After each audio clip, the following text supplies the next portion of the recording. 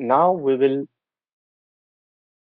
understand the embedded LDAP in WebLogic server. So what is this embedded LDAP? If you look into admin server, um,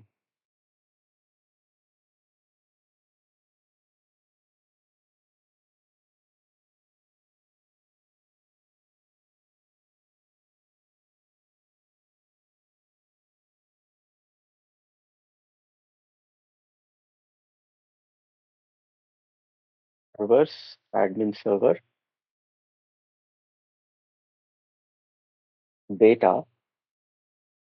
Under data, there is LDAP.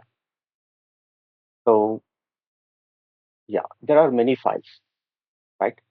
And if you go to LDAP files, you can see embedded LDAP data, embedded LDAP PAN, and there are different files. So this LDAP, what is this LDAP used for? So what exactly is LDAP? LDAP is lightweight, lightweight uh, directory access protocol. Lightweight directory access protocol. So this is used for authentication, authorization, and identity management. So usually there are many types of many different LDAPs from different vendors. Like for example, OAM, Oracle Access Management. There is OUD. There is AD, Microsoft Active Directory. There is Apache's Open LDAP, and there are many other uh, authentication and authorization providing tools. These are all tools that provide you with authentication, authorization, and identity management. You can define the users, group, policies, and permissions, and also the roles. ADs in your organizations, you will get a separate user ID and password that is created under an LDAP. Maybe your organization is using Microsoft's Active Directory, or whatever, we don't know. You will get user ID with your um, for Teams, whatever the user ID you will get, the same user ID will be used for internal applications of your organization, correct? So it is mapped with different roles and different permissions. So WebLogic ships with built-in embedded LDAP server, which is enabled by default, and it is used for authentication, authorization, and identity management. So what are the key features of embedded LDAP? So we are talking about the, the LDAP that is shipped with WebLogic. So this one, what is the path under admin server data? You will find LDAP, right? So this And and built-in this is only feature, for and this LDAP will be found under admin server data directory only, not for managed server. we will discuss. Okay. Uh, this is a built-in feature, and no external LDAP is required by default for security realm. So whenever you start a server, you will see one realm will be started by default, which is named my realm, Right. right? So used by default realm. So which realm? My realm uses embedded LDAP as a default authentication provider, right? It stores the users, groups, and policies.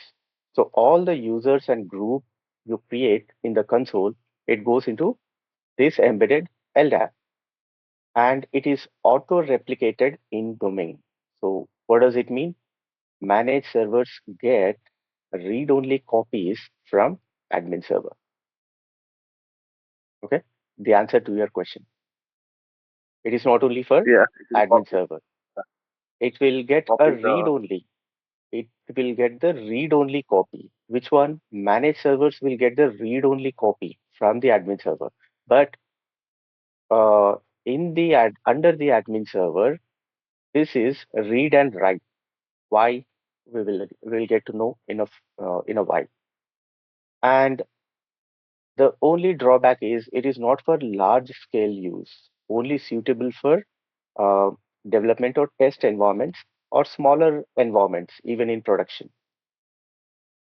So why? Because it uses the system resources. You can define, if you see if you recall, when we were deploying applications, there was a setting,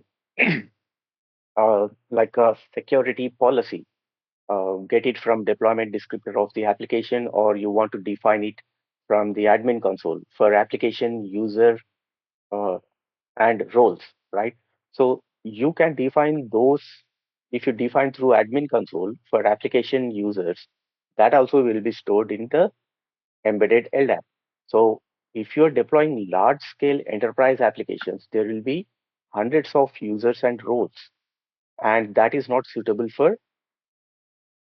with embedded LDAP. So you need to go for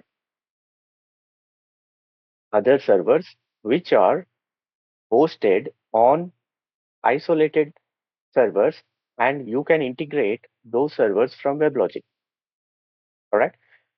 So this is a built-in feature. You will not configure anything. But if you want to integrate OAM or AD or OpenLDAP, these will be on different servers. Like, for example, on this server, there is LDAP, and here is your WebLogic. So you will integrate the LDAP, Oracle Access Management, or Active Directory, which is running on this server. You will integrate on WebLogic server. But for embedded LDAP, it is not required. So what is a directory location? Yes, just now we have seen. It is under admin server, data, LDAP. So what are the key files and directories? There is a default authenticators init init.ldif. So all the initial entries go here. What is the type? It is LDIF, LDAP data interchange format. So sometimes there will be T, or sometimes there will not be T. So it depends upon the version. And what is this file's purpose? Its purpose is that it contains the initial schema and data. So all the users, default users, groups, and roles for the default authenticator provider. So it contains the default users, default groups, and default roles defined in it. So when it is used by WebLogic, not you, it is used by WebLogic during domain creation. And so why it is used during domain creation? You pass the admin, user, and password, right? So when you pass the admin, user, and password for your domain security, that will be stored in this schema. So this is the schema. Or when embedded lab is initialized for the first time, meaning how it is initialized when you start up the server. When you start the server, the embedded LDAP will be initialized for the first time. So when you create the domain, the user and password will be stored based on the role. And when you start the server, the embedded LDAP will be initialized. So what are the contents? Okay, it contains default users, default groups. So there will be a group called administrators. You will create a user called maybe WebLogic or admin or something. You will create a user and you will map the user with a group. Which group? These groups will have different policies. So if I create a user and I want the user to be admin, to have the admin role, I have to map it with the administrators group, not the deployers group. If I add it under deployers group, the user will get the deployer role, not the administrator role. Okay. So this embedded LDAP contains the default users and default groups that comes with the WebLogic. You also have option of customizing. You can create your own policies, own groups, and own users. So when you will use those customizations, if you want to if you want to add the application users and roles or define separate kind of policy for a different user, then you can create your own groups and policies under embedded LDAP. Now, the second file. Okay, let us see where is this file.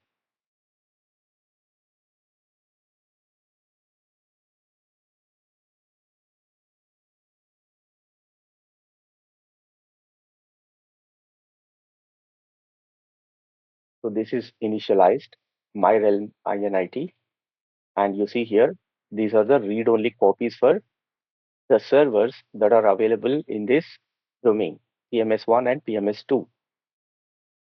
And you see here credential mapper for my rel, and this is for authorization for my realm, and this is role mapper. So there are different things used for authentication, authorization, role mapping, and credential mapping. You go to LDAP files. This is the actual file that contains the schema. And yes, these files will be created um, when you start the server. And this one, embedded LDAP.lok. So there is no LOK file. Why? Because this is a log file. It prevents concurrent access to LDAP store by multiple processes. When it is used, when WebLogic starts, it creates this log file to avoid corruption. So what does it mean? It means multiple process cannot use this embedded LDAP to read and it can read, but it should not write, or else it will get corrupted. So when WebLogic stops, the lock is released, right? So now our WebLogic is stopped. That is why there is no LOK file. And in real-time use, it ensures that only one JVM, usually admin server, is modifying the LDAP at a time. If WebLogic crashes, sometimes this file is not removed. You might have to manually delete it to start WebLogic server again. So this is the real-time issue. Sometimes what happens if your server is crashed or shut down unexpectedly, then this LOK file will not be removed when the WebLogic is stopped. Okay. So at that time, without deleting this file, if you try to start the WebLogic server, the server will not start. It will say, it will give you some errors like authentication or authorization errors. So at that time, you will take the backup of LDAP and you will need to delete the LOK file. Which file? LOK file, and then start WebLogic, it will start. So once it is started, it will create one more LOK file and you can delete the backup LOK file, right? So this is embedded LOK file that prevents concurrent access to LDAP store by multiple processes to avoid corruption. And there is embedded LDAP.pan. This is about transaction logs. So what does it do? It is a type of transaction log, and it maintains ongoing LDAP transactions. It acts like a redo log for any writes to the LDAP store. So if you have created a user or you have changed a password, you have assigned some groups and policy changes, all the real-time use cases, unexpected shutdown, this log is replayed to recover incomplete transactions. You can think it of just like redo or undo in a database. So usually, just like access log of a web server, what does it contain? It contains all the data whoever has accessed the applications. So in this case, whatever the activities you have performed on the embedded LDAP, all will be recorded here. This is a transaction log, this one. So it is a binary format. The most thing to remember. So all these files, you should not manually open it. All these are binary LDAP entries, which is BDB format, Berkeley DB style. So the data directory, it is a binary data store. The type is binary storage directory. It stores actual LDAP database in binary format. WebLogic reads from and writes to this directory during runtime. So we cannot read the contents of this of all the files which are under data. Why? For security. You cannot directly just open any file and read what is a user and what is a password, right? So even in the booter properties, it is encrypted. So for security, you cannot read. That is why it is in the binary format, which WebLogic reads from and writes to this directory during runtime.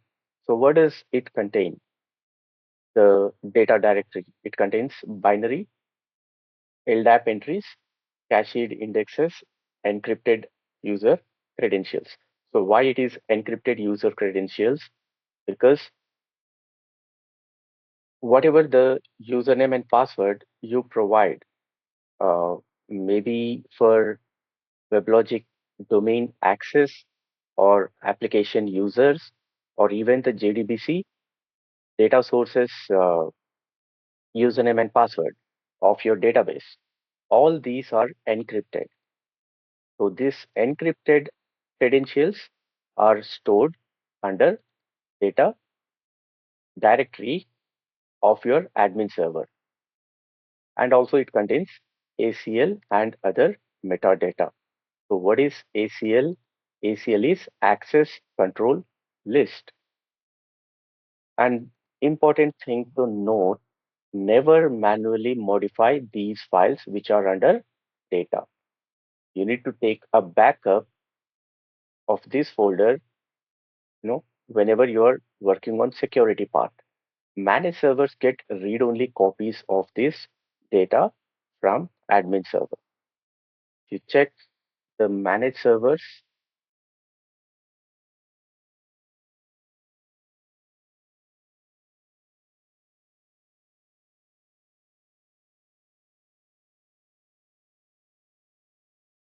so PMS1 has got PMS1 read-only copy, and their files. So this is a read-only copy, and this is a transaction log. So each and every server will have its own read-only copy that is inherited from admin server. And we have seen ACLs and other metadata that is under data. directory. So where are ACLs used in WebLogic? So what is an ACL? It stands for